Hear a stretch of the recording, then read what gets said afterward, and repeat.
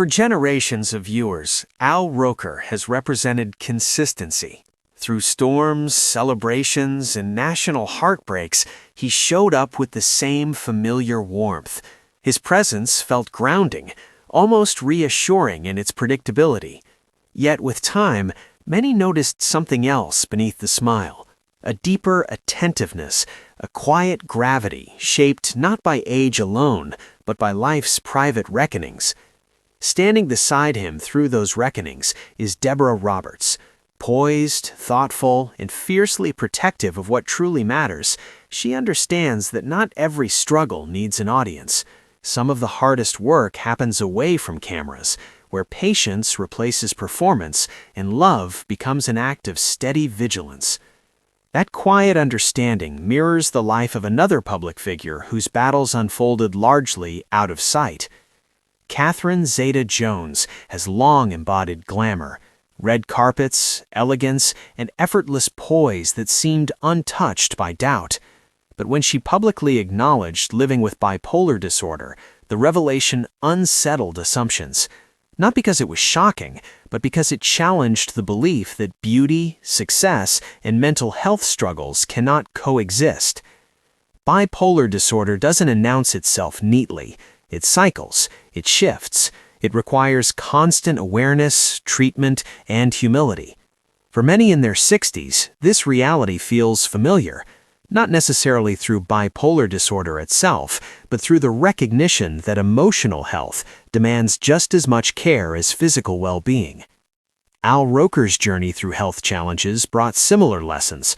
When the body falters, the mind follows closely behind.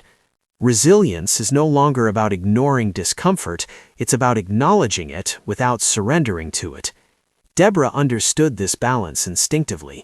She didn't frame strength as stoicism, she framed it as sustainability.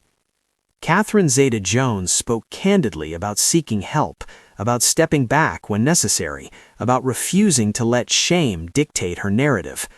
That honesty resonated deeply with a generation raised to keep emotional struggles private, to push through, to equate silence with strength.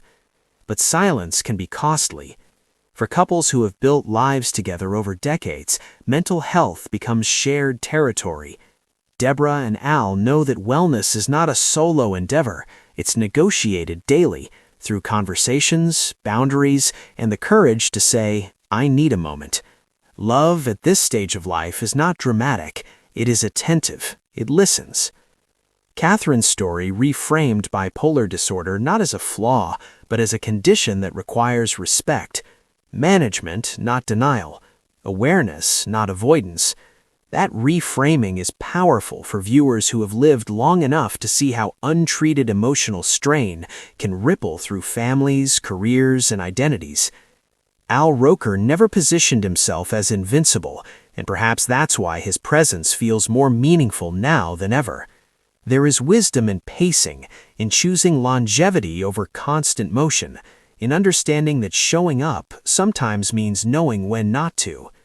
For those watching in their 60s and beyond, these stories offer quiet permission to tend to the unseen, to take mental health seriously, to redefine glamour not as perfection, but as composure earned through self-knowledge. Catherine Zeta-Jones continues her career, not despite her diagnosis, but alongside it. Al Roker continues his work, not unchanged, but grounded. And Deborah Roberts remains the steady force, reminding us that strength is often collaborative. Because the most enduring kind of courage isn't loud, it doesn't sparkle under spotlights. It lives in routines, in treatment plans, in honest conversations held behind closed doors. And for a generation that has carried so much, often without acknowledgement, that kind of courage deserves to be seen.